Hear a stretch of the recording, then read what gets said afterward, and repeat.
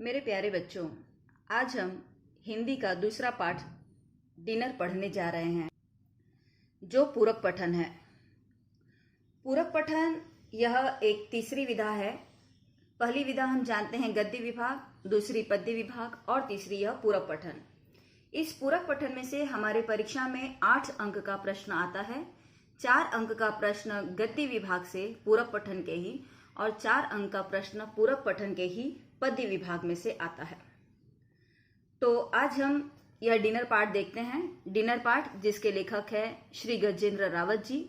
गजेंद्र रावत जी हिंदी के एक चर्चित रचनाकार हैं और इनकी खासियत यह है कि यह दैनिक अनुभव के जो विविध रूप होते हैं उनका ही स्वरूप इनके कहानियों में मिलता है। बच्चों, इस डिनर पाठ में हम स्त्रियों की विविध परिस्थितियों को, समस्याओं को देखने वाले हैं। आज हम सब जानते हैं कि स्त्रियां पुरुषों के कंधे से कंधा मिलाकर बाह्य क्षेत्रों में कार्यरत हैं और सिर्फ कार्यरत ही नहीं, अनेक विभिन्न क्षेत्रों में उन्होंने यश भी प्राप्त किया है। किंतु इतना होने के बावजूद घर परिवार उनसे नहीं छूटता।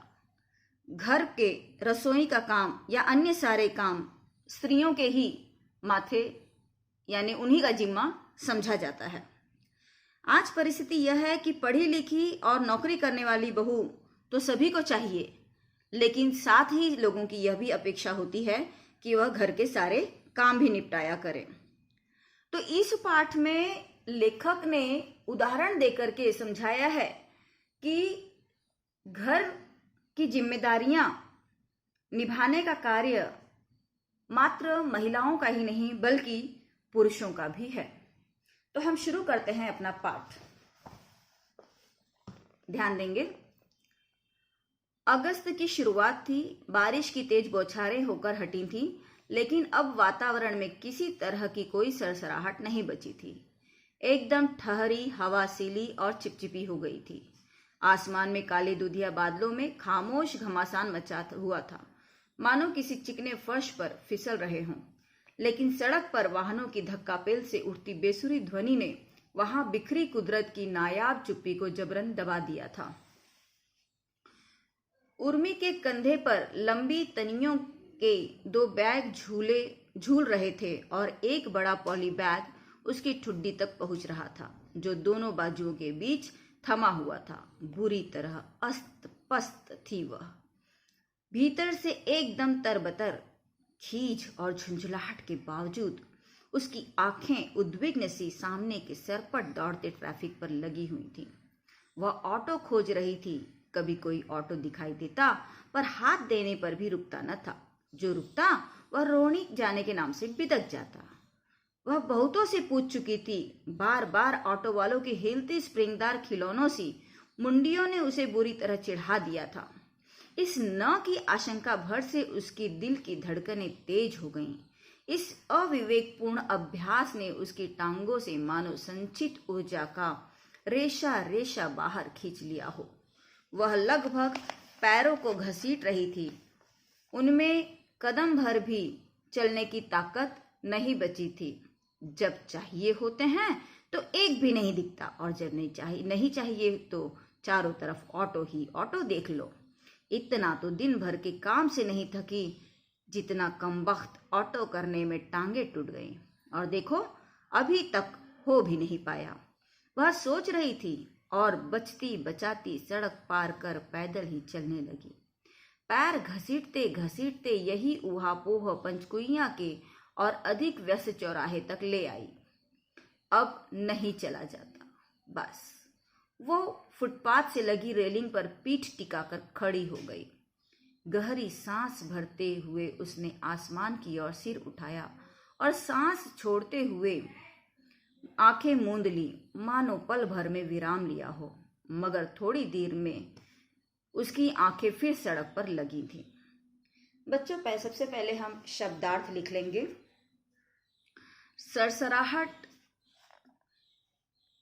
सरसराहट अर्थात वायु के बहने से जो एक ध्वनि होती है वह। सिली यानी नमी, आर्द्रता, दुधिया यानी सफेद रंग का, घमासान अर्थात भीषण युद्ध, बेसुरी अर्थात सुरहीन, बेसुरा, कुदरत यानी प्रकृति, नायाब अर्थात दुर्लभ माने जो आसानी से न मिल पाए, खीज अर्थात चिड़चिड़ाहट, उद्विग्न अर्थात अस्थिर चित्त होना या परेशान होना। बच्चों, इस परिच्छेद में पैर घसीटते घसीटते यही ऊहापोह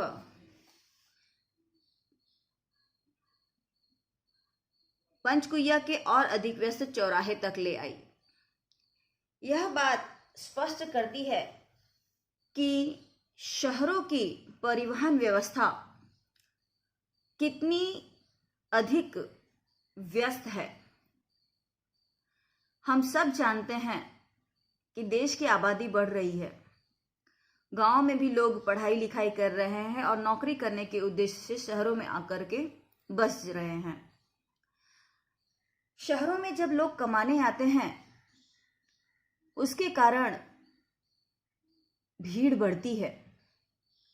बस, रिक्शा, ट्रेन जैसे अनेक साधन परिवहन के जो हैं वह अनेक साधन उपलब्ध होते हैं, किंतु घर से निकलकर ऑफिस पर में जाने या काम पर जाने और वापस आने में घंटों के समय लग जाते हैं। और इसके अतिरिक्त परिवहन साधनों के कारण, अत्यधिकता के कारण ट्रैफिक की समस्या भी आती है। और इसी ट्रैफिक के समस्या के कारण कई बार हम सब जानते हैं कि जो ऑटो रिक्शा है या अन्य साधन जो हैं, टैक्सी हैं, वह जल्द जाने के लिए तैयार नहीं होते हैं, हमारे मंजिल तक हमें पहुंचाने के लिए तैयार नहीं होते हैं। अब यहाँ पर देखो, बार बार ऑटो वालों की हिलती स्प्रिंगदार खिलौनों सी मुंडियों ने उसे बुरी तरह चिढ़ा दिया था। अब यहाँ पर ट्रैफिक की समस्या बताया है कि किस तरह से कई बार ट्रैफिक अधिक होती है जिन स्थानों पर, उन स्थानों पर ऑटो वाले या टैक्सी वाले जाने के लिए तैयार नहीं होते हैं, जिस वजह से हमें परेशानी का सामना करना पड़ता है। तो शहरों में ये ट्रैफिक जाम की जो स्थिति है वह अत्यधिक दयनीय परिस्थिति उत्पन्न कर देती है कई बार, जिस वजह से देखो यहाँ पर बताया हुआ है कि घसीटते हुए किसी तरह वह व्यस्त चौराहे तक पहुँचती है, लेकिन वही बात कि व्यस्त चौराहा और उससे भी कम उसे चलने की यानी वहाँ पर कोई साधन मिल पाने का अभाव और अधिक बढ़ जाता है, जिसके कारण उसे इस बात का आभास होता है और वह रेलिंग पर अपना पीठ टिकाकर कुछ समय के लिए खड़ी हो जाती है और सोचती है कि बस अब मुझसे नहीं चला जाता, किंतु घर तो पहुंचना है और इसलिए फिर थोड़ी ही देर में आंखें वह सड़क पर लगा करके नया साधन खोजने के लिए दोबारा प्रयास करने लगती है। चारों ओर अच्छा खासा अंधेरा घिर चुका था। सड़क के किनारे बिजली के खंभों पर बत्तियां टिमटिमाने लगी थीं। इनके इर्द गिर्द बरसाती पतंगे जमा हो रहे थे। वह फिर से हाथ का सामान उठाकर बिना समय गंवाए पीछे के ऑटो की तरफ चल दी। चलोगे बाबा? उर्मी हाफते हुई बस इतना ही बोल पाई। कहाँ? वह काफी बूढ़ा था। रोहिणी, उर्मी डरी सहमी धीरे से बोली, बिल्कुल चलेंगे पुत्र। बूढ़े की आवाज में अपनापन था, जुबान मीठी थी। इतना सुनते ही वह झट से ऑटो में बैठ गई। बूढ़े की सहमति ने उसे दिली राहत दी। बूढ़ा अभी भी अगले पहिए पर झुका हुआ था और पांव से दबाकर टायर देख रहा था। बूढ़े की पैंट का पोंचा घुटने तक गुलटा हुआ था। उसके घुटने के नीचे रगड़ का निशान बना हुआ था। वैसे तो वह अच्छा खासा लंबा था, लेकिन उसकी कमर स्थायी तौर से झुकी थी। सिर के सनसे बाल बिना कंघी के फैले हुए थे। उसके चेहरे के गोरे रंग पर मैल, धूल और धुएं की चिपचिपी परत चढ़ी हुई थी। उसने आंखें मिचमिचाते हुए पिछली सीट के छोटे से अंधेरे में उसे देखा। वह बैठ चुकी थी। तीनों बैग सीट के पीछे रखकर वह हाथ में मोबाइल और छोटा सा पर्स लिए चुपचाप बैठी थी। चलो जी चलते हैं। बूढ़ा मीटर गिराते हुए सीट पर बैठ गया और दोनों हाथ जोड़े पल भर आंखें मूंदे रहा। सुबह से नहीं मिला हाथ जोड़ने का टाइम। वह बूढ़े की क्रियाकलाप देखते हुए सोचने लगी। बच्चों, यहाँ बिदकना शब्द का अर्थ है भड़कना। मुंडियां यानी सर, सिर जिसे हम कहते हैं, आशंका यानी संदेह, संचित यानी एकत्रित, ऊर्जा यानी शक्ति, रेशा रेशा यानी सुतड़ा, कमबख्त यानी अभागा, इर्द गिर्द यानी आसपास, राहत माने आनंद मिलना या चैन मिलना, पोछा यानी पैंट का सबसे निचला भाग, किनारा वाला भाग, गुलटा यानी मुड़ा हुआ, मिचमिचाना यानी आंखें झपकाना या बंद करना, पर्स यानी बटुआ, पाकिट जिसमें हम पैसा रखते हैं, क्रियाकलाप, क्रियाकलाप अर्थात गतिविधि। बच्चों, यहाँ पर अच्छा खासा लंबा था, कमर स्थायी तौर से झुकी हुई थी, सिर के बाल बिना कंघी के सन की तरह फैले हुए थे, चेहरे का रंग गोरा था और उस गोरे रंग पर मैल, धूल और धुएं की चिपचिपी परत चढ़ी हुई थी और वह आंखें मिचमिचा रहा था। यह बातें उस बूढ़े ऑटो ड्राइवर की शारीरिक विशेषताओं का वर्णन कर रही हैं। और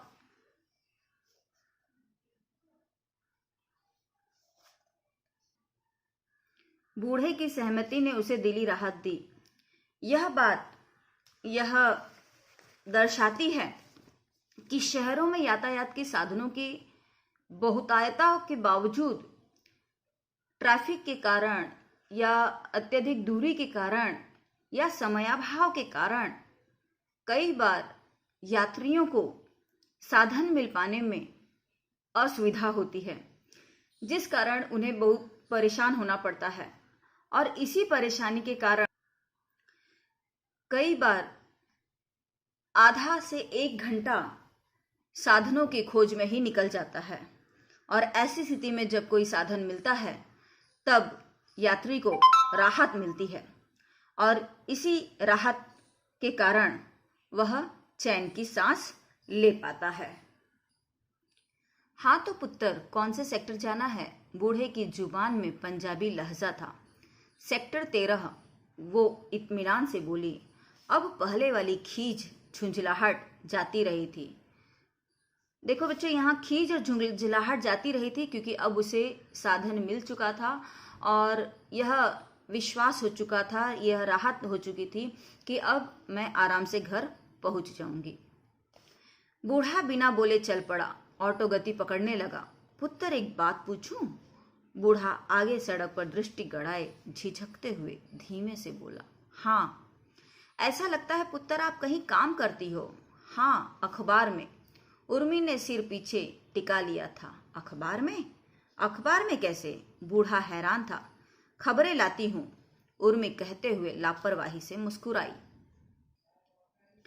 खबरें? बूढ़े ने दोहराया। वह और ज्यादा हैरान था। काफी देर तक बूढ़ा चुप रहा, उर्मी की इस अजीब नौकरी के बारे में सोचता रहा। चलते चलते अचानक एक अजीब सी ध्वनि के साथ ऑटो बंद हो गया और धीरे धीरे रुक गया। यहाँ पुत्र शब्द का अर्थ है बेटा। सेक्टर यानी विभाग, कौन से भाग में जाना है। इत्मीनान अर्थात आराम से। और लहजा, इसका अर्थ है ढंग, बोलने का तरीका। यहाँ अखबार, इस अखबार शब्द का अर्थ है समाचार पत्र। अच्छा बच्चों, ये अखबार शब्द दरअसल उर्दू शब्द है और यह अखबार में कार्य उर्मी कैसे करती है, इस बात का आश्चर्य होने के कारण ही बूढ़ा पूछता है कि अखबार में, और फिर वह हैरान हो जाता है और उस नौकरी के बारे में सोचने लगता है। सोचने का कारण यह है कि एक स्त्री अखबार में क्या कार्य कर सकती है। तो बच्चों, जैसा कि उर्मी ने बताया कि वह एक जर्नलिस्ट है, अर्थात पत्रकारिता का कार्य वह करती है, खबरें लाती है और समाचार पत्रों में देती है, तो यह उसका कार्य है। हालांकि बूढ़े के समझ में यह बात अधिक नहीं आ पाती है, फिर भी वह चुप रह जाता है। तभी अचानक से ऑटो बंद हो जाता है और थम जाता है। ओहो, बूढ़े के मुंह से निकला, क्या मुसीबत है। वह झुंझलाते हुए ऑटो को सड़क के किनारे तक खींच लाया। ऑटो को रुकते ही 10 मिनट के अंदर ही उर्मी पसीने पसीने हो गई। पसीने पसीने हो जाना यह एक मुहावरा है जिसका अर्थ है घबरा जाना। अब यह घबराहट कई बातों की हो सकती है। एक तो देरी हो रही थी, अंधेरा हो चुका था। दूसरे, घर जाने की परेशानी थी क्योंकि घर जल्द से जल्द पहुंचकर उसे घर के भी काम निपटाने थे, इसलिए उर्मी पसीने पसीने हो गई थी।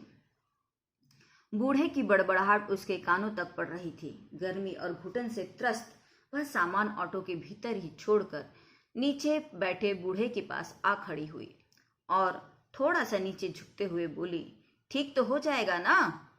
हाँ हाँ, क्यों नहीं, 40 साल से ऑटो चला रहा हूँ, पुर्जे पुर्जे से वाकिफ हूँ, बस हो गया समझो। भीतर लगी ग्रीस से उसका हाथ बुरी तरह सन गया था। आप इस उम्र में भी आपके बच्चे कमाते होंगे? वह आदतन पूछ बैठी, लेकिन पल भर में ही उसे एहसास हुआ कि इतना निजी सवाल नहीं पूछना चाहिए था। पता नहीं कैसे तो गुजारा कर रहा होगा बेचारा।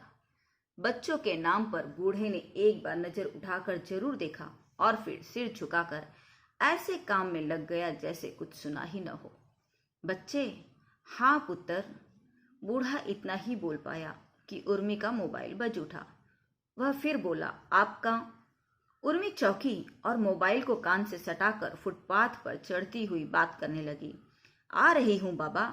हाँ भाई हाँ, शास्त्री नगर में हूँ, ऑटो खराब हो गया है। नहीं नहीं, वह ठीक कर रहा है। अंतिम शब्द उसने बहुत धीमे से कहा। शब्दार्थ देखेंगे। घुटन यानी घबराहट की अवस्था, त्रस्त यानी दुखी, परेशान, वाकिफ अर्थ है परिचित होना, जानकार होना, पहचान होना, एहसास यानी महसूस होना, गुजारा अर्थात निर्वाह होना,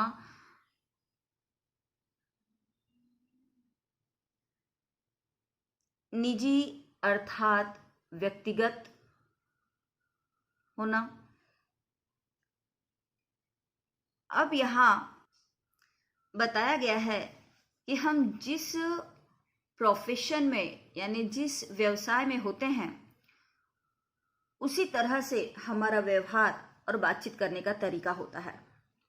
यही कारण है कि पत्रकारिता में कार्य करती हुई उर्मी, जिसे सबके साक्षात्कार लेने की आदत होती है, जानकारी हासिल करने की आदत है, वह इस ऑटो वालों से भी उसके कुछ निजी प्रश्न, उसके व्यक्तिगत प्रश्न पूछ बैठी, जिसका एहसास उसे हुआ और वह चुप हो गई।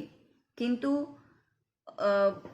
जवाब देने के लिए बूढ़ा भी प्रयासरत था। यह बात और है कि मोबाइल की घंटी बज जाने के कारण उसकी बात बीच में ही छूट जाती है। आगे देखेंगे। कुछ देर की आशा निराशा के बाद ऑटो स्टार्ट हो ही गया। ऑटो को स्टार्ट होते देख उर्मी जल्दी से उछलकर पिछली सीट पर बैठ गई। कुछ देर ऑटो को ठीक ठाक चलते देख बूढ़ा बोलने लगा, तो लड़के हैं, पहला तो शादी होते ही अलग हो गया। मैंने सोचा चलो छोटा वाला तो साथ है, पर वह तो और भी चालाक निकला। एक प्लॉट था, उसके बिकते ही पट्टे ने हमारा सामान बांध दिया। मुझे ही पता है कि कैसे इज्जत बचाई। इतना कहते कहते उसकी आंखें नम होती चली गईं। आवाज अवरुद्ध होती जा रही थी। तो अभी बिल्कुल अकेले हो? हाँ पुत्र, घरवाली को मरे 4 साल हो गए हैं। बस बेटी है, तुम्हारी उम्र की होगी। वो चक्कर लगा लेती है हफ्ते 15 दिन में। बेटी का मन नहीं मानता, बेचारी, वह भी अकेली कमाने वाली है। उसके आदमी के पास भी काम नहीं है।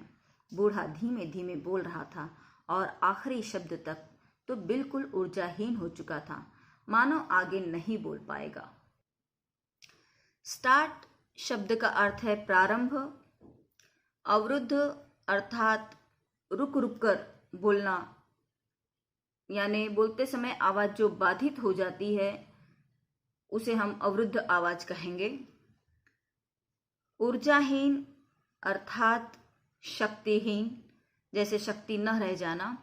यह ऊर्जाहीन शब्द समास की दृष्टि से समासिक विग्रह इसका ऊर्जा से हीन होगा और समास विग्रह होगा तत्पुरुष समास।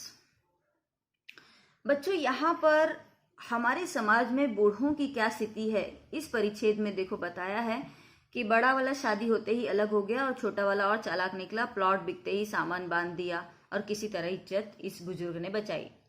यहाँ पर हमारे समाज में वृद्धों की जो दुरावस्था है, जो हम कह सकते हैं कि बूढ़ों को जिस तरह नजरअंदाज किया जाता है, उस बात का वर्णन किया है। हालांकि बुजुर्ग जो होते हैं वो हर घर की शोभा होते हैं और अपने अनुभव के कारण वह अपने घर वालों की सहायता ही करते हैं और बुजुर्गों के रहने से घर का विकास ही होता है। यहाँ बताया है कि यहाँ पर भी देखो बताया है कि रिक्शा वाले का बड़ा लड़का विवाह होते ही अलग हो गया है और छोटा लड़का जमीन बेच करके अलग हो गया। अब बूढ़ा रिक्शा वाला इस बुढ़ापे में भी रिक्शा चलाकर किसी तरह अपनी जीविका कमा रहा है। बस बेटी है, तुम्हारी उम्र की होगी, वो चक्कर लगा लेती है हफ्ते 15 दिन में। बेटी का मन नहीं मानता। यहाँ पर लड़कियों के स्नेहिल और दया भाव का वर्णन किया है। वैसे तो हमारे समाज में लड़का और लड़की में भेदभाव किया जाता है। लड़कों को हमेशा से ही बहुत ध्यान देने की बात की जाती है, जबकि लड़कियों को नजरअंदाज किया जाता रहा है। लड़कों को कुलदीपक कहा जाता है, जबकि लड़कियों को पराया धन कहा जाता है। इसके बावजूद आज हम यदि लड़कों की ही तरह लड़कियों को भी सही परवरिश दें और उन्हें योग्यता प्रदान करें, तो लड़कियों में प्रेम भाव, ममत्व भाव और दया भाव लड़कों की अपेक्षा अधिक होती है। और इस वजह से आज हमारा समाज भी बदल रहा है और लड़कियों के प्रति उनकी दृष्टि भी बदल रही है। और आज लड़कियां भी शिक्षित होकर डॉक्टर, इंजीनियर, पायलट जैसे विविध पदों को हासिल कर रही हैं और लड़कों की ही तरह अपने माँ बाप की भी परवरिश कर रही हैं, उनकी देखभाल कर रही हैं।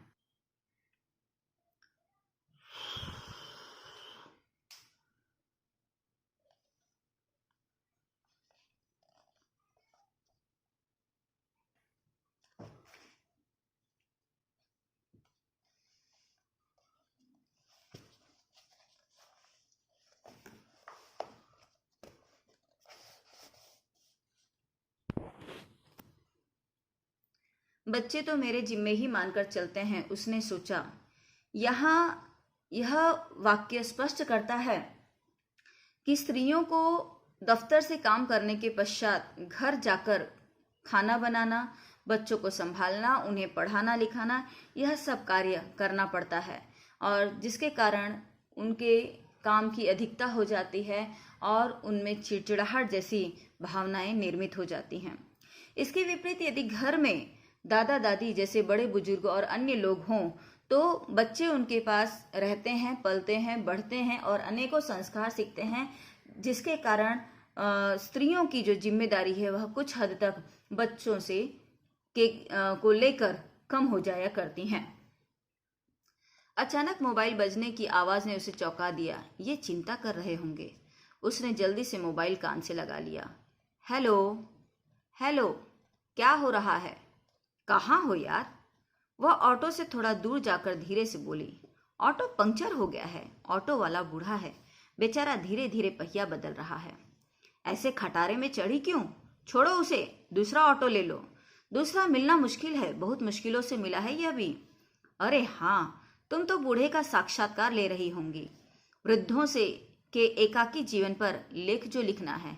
नहीं नहीं, क्या बात कर रहे हो? नहीं नहीं, क्या? ऐसे ऑटो ही क्यों किया? कभी तो दिमाग का इस्तेमाल किया करो।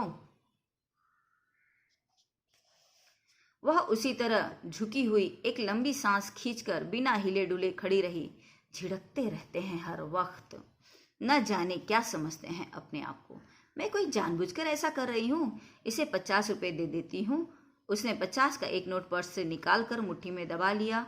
अब वह सामने ऑटो गुजरते हुए ऑटो पर नजर रखे हुए थी। टाइम लगेगा क्या बाबा? नहीं पुत्र, बस हो गया। बूढ़ा पहिए के नट कस रहा था। यहाँ साक्षात्कार शब्द का अर्थ है मुलाकात,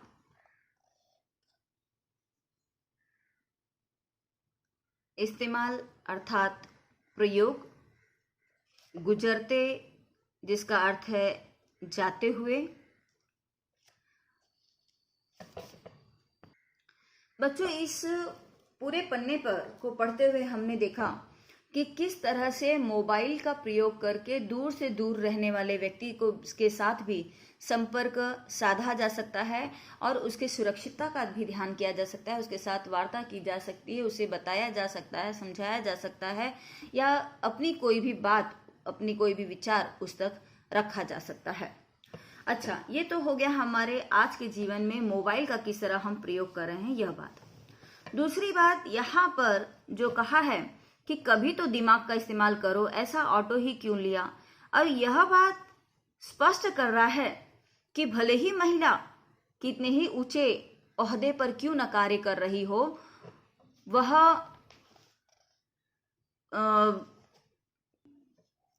समय पड़ने पर तनिक भी यदि उससे गलती, हालांकि गलती तो नहीं हुई, उसने ऑटो तो पकड़ा था, अब उसकी परिस्थिति के हिसाब से जो भी ऑटो से मिल पाया, उसने, उसकी चॉइस तो थी नहीं, उसके पास कोई दूसरा ऑप्शन भी नहीं था कि वह दूसरा साधन करे। जो ऑटो उसे मिला उसे वह पकड़ना पड़ा, वरना वह भी नहीं मिलता और देरी हो सकती थी।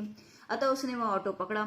लेकिन अब वह ऑटो यदि बंद हो जा रहा है तो बेचारी उर्मी का उसमें क्या दोष। लेकिन यहाँ देखो, घर से फोन आ रहा है और बार बार यह बात स्पष्ट की जा रही है कि उसने ऐसा ऑटो क्यों लिया, उसने गलत ऑटो लिया, वह साक्षात्कार ले रही होगी। तो इस तरह की जो बातें हैं, कहीं ना कहीं महिलाओं के द्वारा लिए गए निर्णय को कमी आंकने का प्रयास किया जाता है या उसे कम आंका जाता है, ऐसा हम कह सकते हैं। तुम्हारा बच्चा छोटा है क्या? बूढ़ा दोनों घुटनों पर हाथ रखकर खड़े होते हुए बोला। वह बूढ़े की इस असंगत प्रश्न से हैरान थी, लेकिन उसने धीमे से स्वीकृति में सिर हिला दिया। असंगत प्रश्न होने के बावजूद उसे अपने पापा की याद आ गई। उन्होंने बड़े किए हैं मेरे दोनों बच्चे। बूढ़ा ऑटो की तकनीक पर बड़ी देर तक बड़बड़ाता रहा।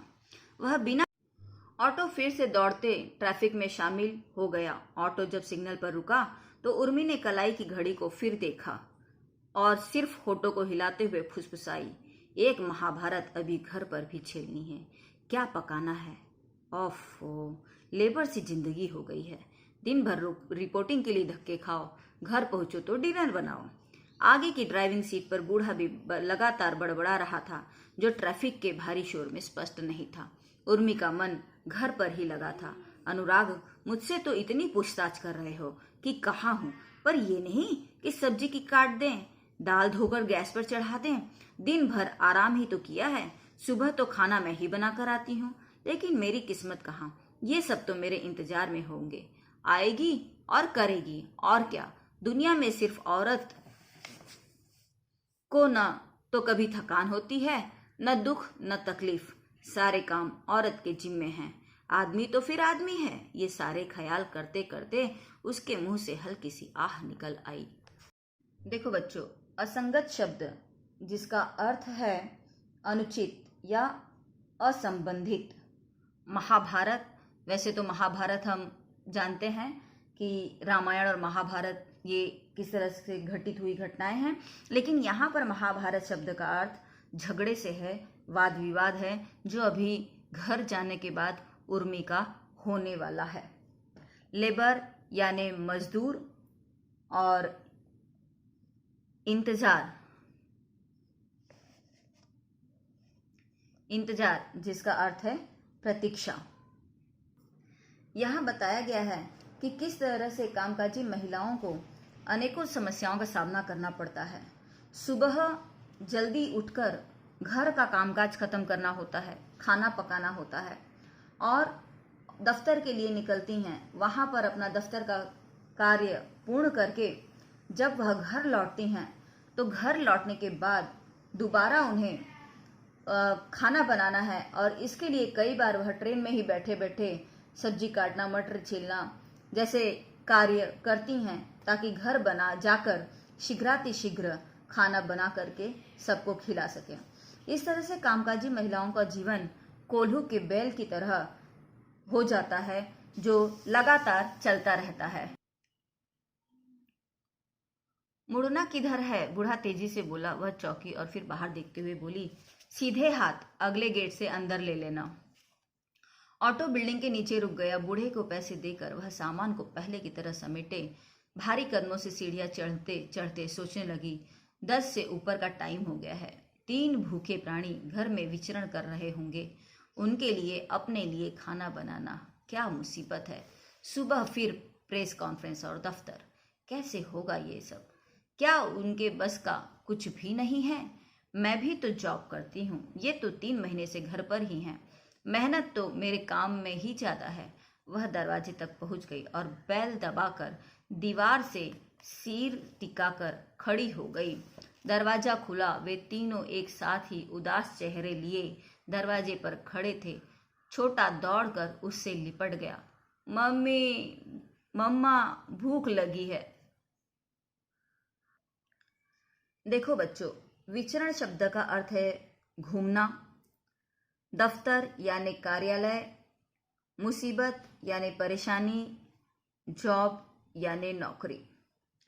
यहाँ पर लेखक ने बताया है कि आज स्त्रियां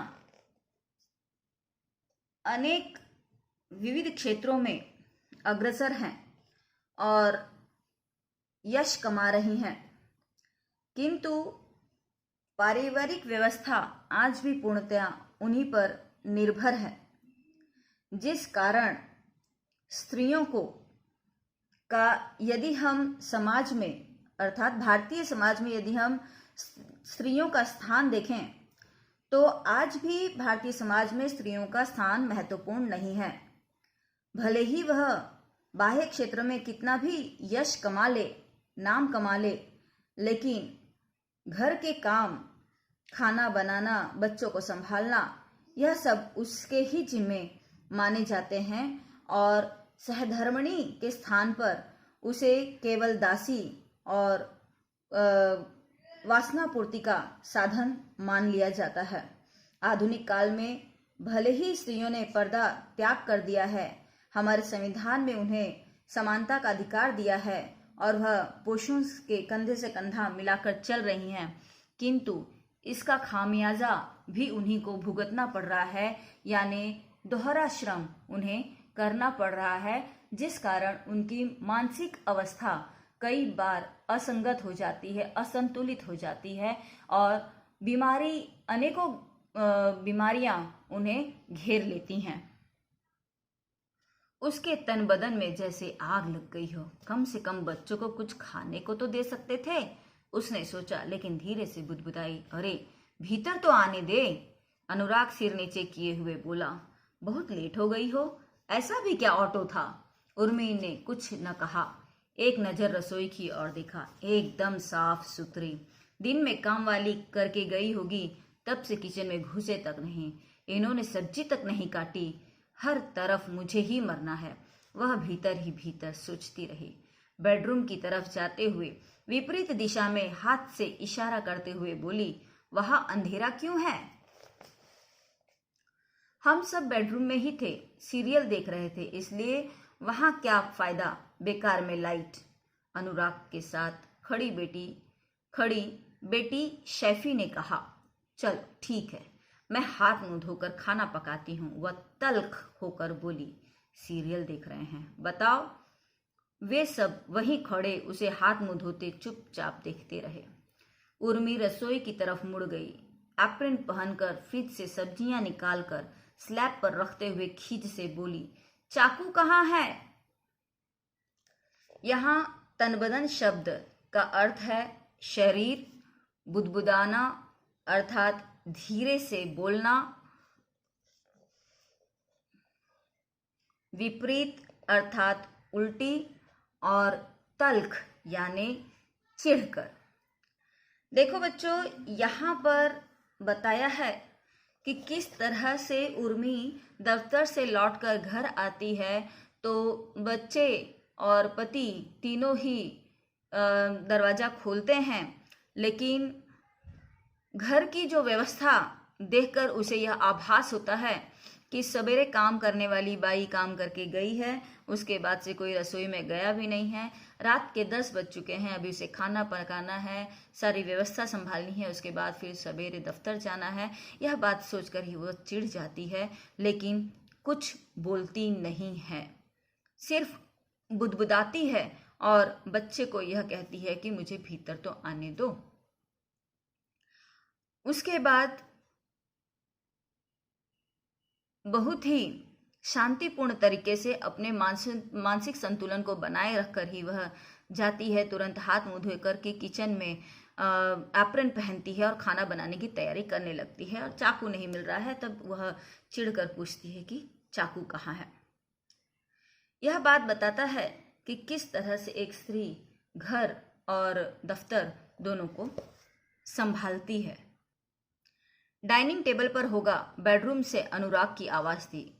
इनसे छोटी छोटी मदद की भी उम्मीद नहीं की जा सकती। वह झल्लाहट में पैर पटकती डाइनिंग टेबल तक पहुंची। यहाँ कहाँ रख दिया अंधेरे में, कोई चीज जगह पर नहीं मिलती। वह बड़बड़ाई और दीवार तक पहुंचकर लाइट का बटन दबा दिया। रोशनी होते ही उसने टेबल पर देखा तो भौचक्की रह गई। वहां खाना बना रखा हुआ था, डोंगा, सब्जी और कैसरोल। उसने जल्दी से डोंगे का ढक्कन हटाया और देखकर ढक दिया। इस सीन को लाइव देखने के लिए तीनों बेडरूम से निकलकर डाइनिंग टेबल के पास इकट्ठा हो गए। उन्हें पास देखकर उर्मी बुरी तरह झेप गई। हथेलियों से मुंह छिपाती वहीं दुबक कर बैठ गई। वे तीनों जोर जोर से हंसते ताली बजाते उसे घेर कर खड़े हो गए। छोटा मौका देखकर माँ से चिपक गया और तुतलाता हुआ बोला, मम्मा हमने बना दिया। इतनी रात हंसी की आवाज दूर तक जाती रही। मैं भी क्या क्या सोचती रहती हूँ। उसने इन्हीं ठहाकों के बीच फिर सोचा। शर्म से उसके गालों पर लालिमा फैल गई। देखो बच्चों, डाइनिंग टेबल जिसका अर्थ है खाने की मेज, भौचक्की अर्थात आश्चर्यचकित, लाइव यानी जीवंत देखना,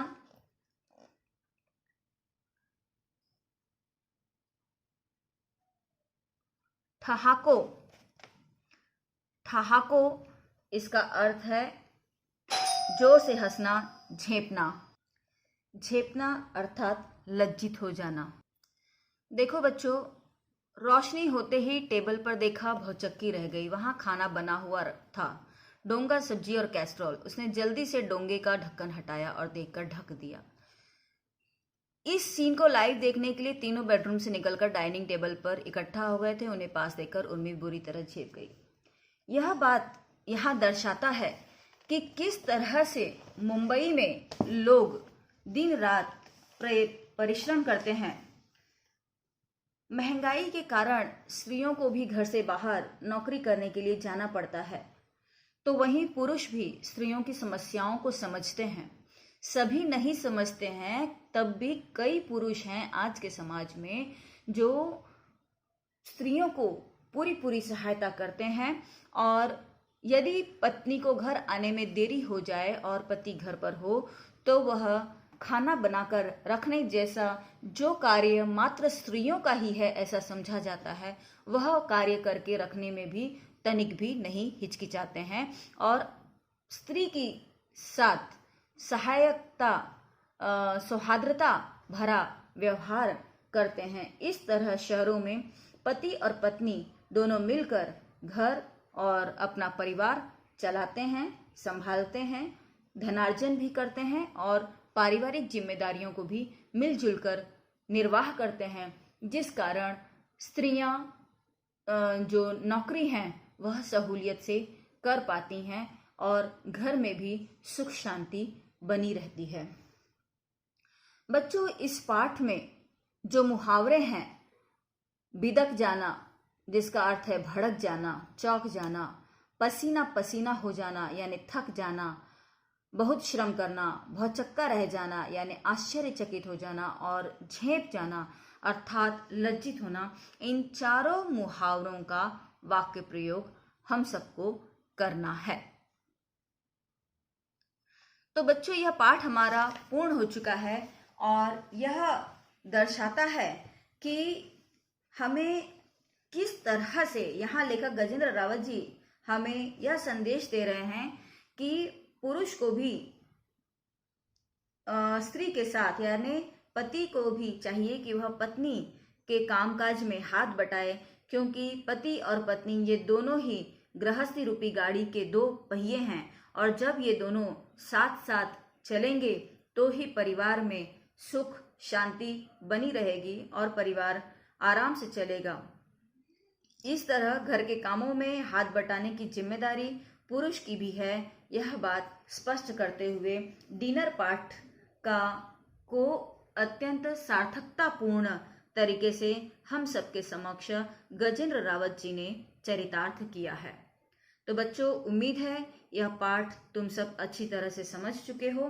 फिर भी यदि किसी तरह की कठिनाई हो तो मुझे कमेंट बॉक्स में ज़रूर मैसेज करो और यदि वीडियो पसंद आया है तो लाइक करो। बच्चों, जब तुम लाइक करते हो तो मुझे भी यह आनंद मिलता है, अपने मेहनत की तुष्टि मिलती है कि मेरे द्वारा किया गया मेहनत सार्थक हुआ है। इस तरह से वीडियो यदि पसंद आया है तो लाइक करो, सब्सक्राइब करो और नोटिफिकेशन का बेल आइकन को प्रेस करो ताकि आगे भी मैं अनेकों वीडियो डालूंगी और यह वीडियो तुम सबको पता चलता रहे, मिलता रहे और तुम सब अच्छी तरह से पढ़ाई करते रहो। धन्यवाद।